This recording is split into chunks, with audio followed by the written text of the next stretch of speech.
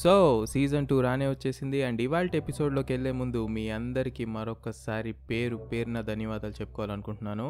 And first నుంచి నాకు support ఇస్తూ, నాకు జెన్యూన్ ఫీడ్బ్యాక్ ఇస్తూ, నేను ఇక్కడ వరకు రీచ్ అవడానికి హెల్ప్ చేసిన నా ఫ్రెండ్స్ అందరికీ థ్యాంక్స్ చెప్తూ, 1000+ వ్యూస్ రీచ్ అయిన సందర్భంలో మీ అందరికీ ఓట్ ఆఫ్ థ్యాంక్స్ చెప్పుకోవాలని నాకు అనిపించింది. It's really my first mile stone. ఇలాంటివి మీ సపోర్ట్తో ఇంకెన్నో అచీవ్ చేస్తాను, అందులో నో డౌట్. అండ్ రీసెంట్గా మానిటైజేషన్ కూడా ఎనేబుల్ అయింది. వెన్ యువర్ ప్యాషన్ గెట్స్ పేడ్, అంతకన్నా ఏం కావాలి?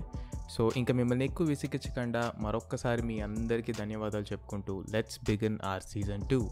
కవర్ ఆర్ట్ ఇంకా టైటిల్ చూడగానే మీకు ఈ పాటికి ఇవాళ టాపిక్ ఏంటో అర్థమైపోయి ఉంటుంది. ఎస్ అండి, ఇవాళ ఎపిసోడ్ మనందరికీ బాగా ఇష్టమయ్యే ఎపిసోడ్. ఎందుకంటే టాపిక్ అలాంటిది. మరి మన స్కూల్ లైఫ్లో మన పేరెంట్స్తో, ఆ తర్వాత కాలేజ్ బంక్ కొట్టి నీ ఫ్రెండ్స్తో, కట్ చేస్తే నీకు జాబ్ వచ్చాక నీ కొలీగ్స్తో, నీకు టైం బాగుండి అమ్మాయో అబ్బాయో దొరికితే నీ లవర్తో, తర్వాత నీ టైం బ్యాడ్ అయి పెళ్ళైతే మీ వైఫ్తో, ఇంకొంచెం ముందుకెళ్తే మీ పిల్లలతో, వాళ్లకు పుట్టబోయే పిల్లలతో అని మనతో పాటు రోజుకి ట్రావెల్ అవుతూ వచ్చి మనకి లైఫ్లో ఎన్నో అద్భుతమైన మెమరీలను అందించేదే ఈ theatre experience or cinema experience. ఇక్కడ నేను థియేటర్ లేదా సినిమా హాల్ అని ఎందుకు స్పెసిఫిక్గా మెన్షన్ చేస్తున్నా అంటే, సినిమా అంటే ఈ రోజుల్లో ఓటీటీ అయిపోయింది. సీరియల్ చూసే ఎక్స్పీరియన్స్కి సినిమా చూసే ఎక్స్పీరియన్స్కి తేడా లేకుండా అయిపోయిన రోజులు ఇవి.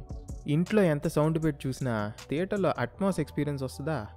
ఇంట్లో బిర్యానీ తింటూ కూర్చున్నా థియేటర్లో మీ గర్ల్ ఫ్రెండో వైఫో చూసే జాలి చూపులు చూడలేక టికెట్ కన్నా ఎక్కువ డబ్బులు ఇచ్చి కొనే ఆ పీవీఆర్ పాప్కార్న్ తింటూ చూసే మజా ఇంట్లో దొరుకుతుందా?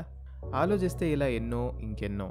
సింగిల్ స్క్రీన్ నుంచి మల్టీప్లెక్స్ దాకా అన్ని లైఫ్లో మనకి మర్చిపోలేని ఎక్స్పీరియన్స్నిచ్చే ఉంటాయి. సినిమాకి వెళ్ళాలంటే అదొక ప్రిపరేషన్. సినిమాకి వెళ్లే ముందు ఎగ్జామ్కి లేట్ అయిపోతున్నట్టు మనలో ఒక టెన్షన్ ఉంటుంది చూసారా? అది నాలాంటి మూవీ లవర్స్కి మాత్రమే అర్థమవుతుంది. ఎక్కడ మెగా స్టార్, పవర్ స్టార్ లేదా సూపర్ స్టార్ అన్న టైటిల్ మిస్ అయిపోతుందో అని 30 నిమిషాల ముందే థియేటర్లో కూర్చుని ఆ చందన బ్రదర్స్ లేక కళామందిర్ యాడ్ చూడందే, అబ్బే మనకు మజా ఉండదు.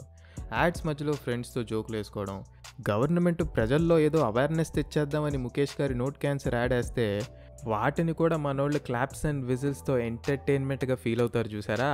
అబ్బాబ్బాబ్బా, everything is never before ever after ఎక్స్పీరియన్స్లండి.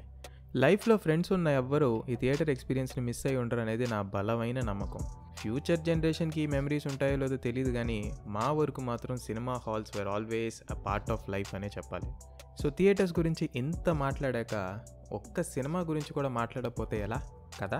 So ఫన్నీగా సాగిపోతున్న ఇవాల్టి ఎపిసోడ్లో నాకు బాగా గుర్తున్న ఒక ఫన్నీ ఇన్సిడెంట్ గురించి మాట్లాడతా. బాహుబలి పార్ట్ 2 రిలీజ్కి రెడీ అవుతున్న టైం అది. మేమంతా ఆఫీసులో రోజుకొక 30 నిమిషాలు డెడికేటెడ్ గ్రూప్ డిస్కషన్ పెట్టి, చాయ్ బ్రేక్లో సమోసా తినే గ్యాప్లో కూడా ఈ సినిమా ఇంకా ఎన్ని రికార్డ్స్ కొడుతుందంటారా?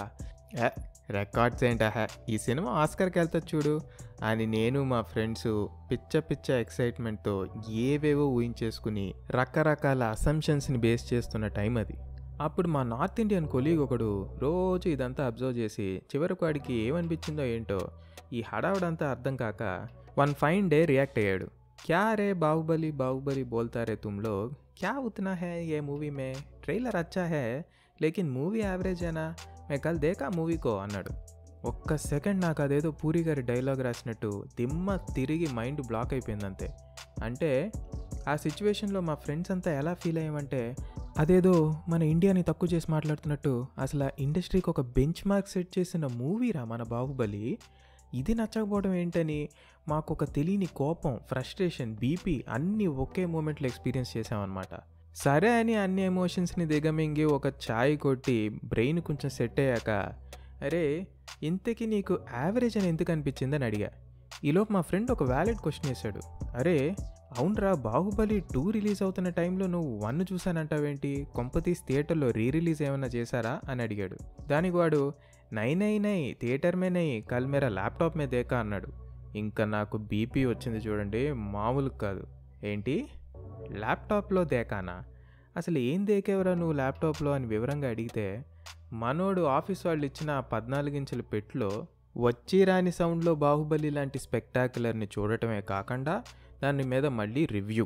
ఈ రివ్యూ ఏంటంటే, మూవీ యావరేజ్గా ఉందిరా, గ్రాఫిక్స్ ఇంకా కొంచెం ఇంప్రూవ్ చేయాలి, హీరోయిన్కి బొట్టు పెట్టాలి, హీరోకి చెప్పులు వేయాలి అని పిచ్చగా టెక్నికల్ వాల్యూస్ గురించి మాట్లాడుతుంటే నా మైండ్ వాయిస్లో నాకు తట్టిన డైలాగ్, ఎందుకు పుడతారో కూడా తెలియదండి మనుషులు. కొంతమంది బేసిక్ సెన్స్ ఉండదు మనుషుల దగ్గర.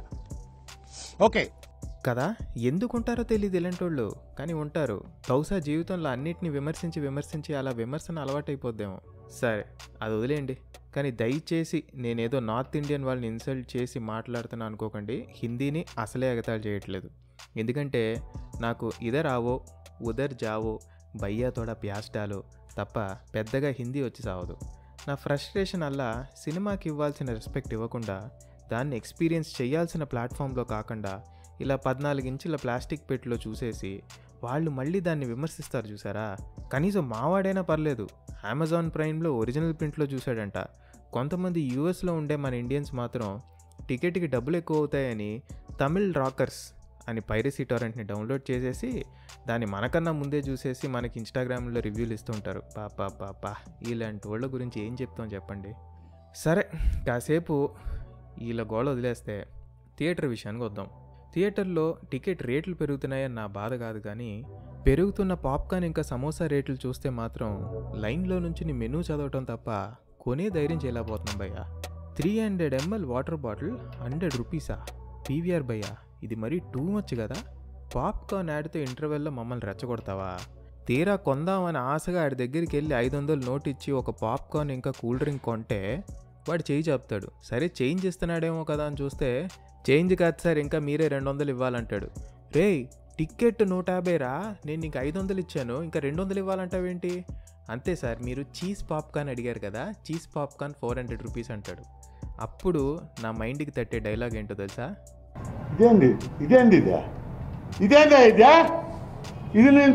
సో ఇంక నుంచైనా బంగారంతో పాప్కార్న్, వెండితో సమోసాలు చేయటం మానేయండి. కొంచెం అందుబాటు ధరలో వాటిని అమ్మితే మాలాంటి బడుగు బలహీన సాఫ్ట్వేర్ వర్గం వాళ్ళు కొని తిని ఆనందిస్తారు. సో ఇదండి ఇవాల్టి సరదాగా సాగిపోయిన మన సినిమా కబుర్లు. ఇలాంటి థియేటర్ ఎక్స్పీరియన్సెస్ మీకు కూడా లైఫ్లో ఎన్నో ఉండుంటాయి కదా, మరి లేట్ ఎందుకు, వాటిని నా ఈమెయిల్కి షేర్ చేసేయండి, నేను మన లిజనర్స్తో షేర్ చేస్తాను. With that being said, once again thanks a lot for your amazing support. మన తెలుగు వాళ్ళు ప్రతి మూల నాటుకుపోయి ఉన్నారని నా యాంకర్ అనలిటిక్స్ చూస్తేనే నాకు అర్థమైంది. మీ ఎంకరేజ్మెంట్ని నాకు ఇలాగే అందిస్తారని కోరుకుంటూ మిమ్మల్ని మరింత ఎంటర్టైన్ చేయడానికి మరో ఎపిసోడ్తో మీ ముందుంటాను. ఇట్స్ మీ ఫనీ తేజ్, ఏకేఏ మీ సాఫ్ట్వేర్ కుర్రాడు, సైనింగ్ ఆఫ్.